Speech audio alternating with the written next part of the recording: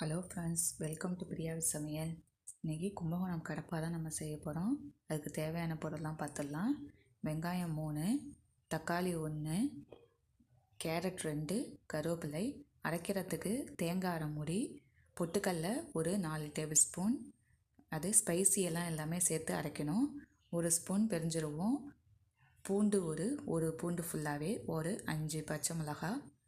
இது நான் உருளைக்கிழங்கையும் பட்டாணியும் வேக வச்சு வச்சுருக்கேன். தாளிப்புக்கு ஸ்பைசியெல்லாம் நம்ம சேர்த்துக்கலாம். ஏன்னா நம்ம இது எல்லாத்தையுமே தேங்காய் இது எல்லாமே நம்ம அரைக்க போகிறோம். அதை மட்டும் நான் தனியாக எடுத்து வச்சுருக்கேன். இது பாசிப்பருப்பு நம்ம கொஞ்சம் வேக வச்சு வச்சுக்கலாம். இப்போ வானிலையில் எண்ணெய் ஊற்றி கடலை எண்ணெய் தான், இந்த ஸ்பைசியெல்லாம் சேர்த்துக்கலாம். அதோட கொஞ்சம் சோம்பு எடுத்து அதையும் தாளிச்சுக்கலாம். நம்ம தாளிச்சுக்கிட்டு வெங்காயம் அதையும் போட்டு நல்லா நம்ம வதக்கிக்க போகிறோம்.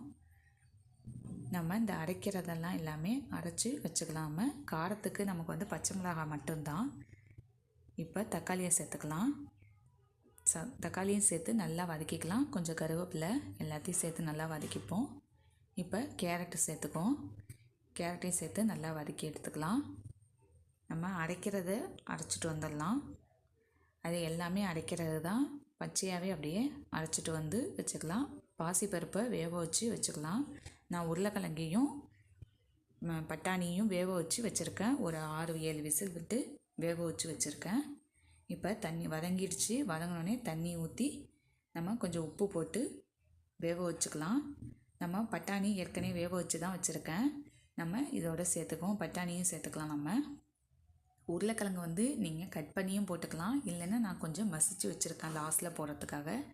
இப்போ நம்ம அரைச்சிட்டு வந்தாச்சு. அதை தேங்காயெலாம் அரைச்சிட்டு அதையும் அதோட மிக்ஸ் பண்ணிக்கலாம்.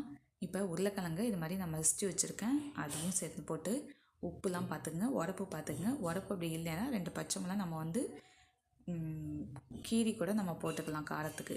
எனக்கு கரெக்டாக இருக்குது. நீங்கள் எப்படின்னு பார்த்துக்குங்க. இப்போ வேக வச்ச பாசிப்பருப்பு அதையும் நம்ம இதோட ஊற்றிக்கலாம்.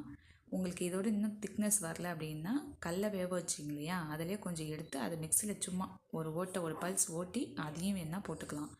இதுவே உங்களுக்கு திக்காகவே இருக்கும்.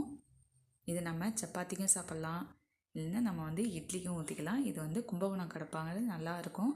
பாசிப்பருப்பில் வைக்கிறது டேஸ்ட்டாக இருக்கும். இது மாதிரி செஞ்சு பாருங்கள் நீங்கள்.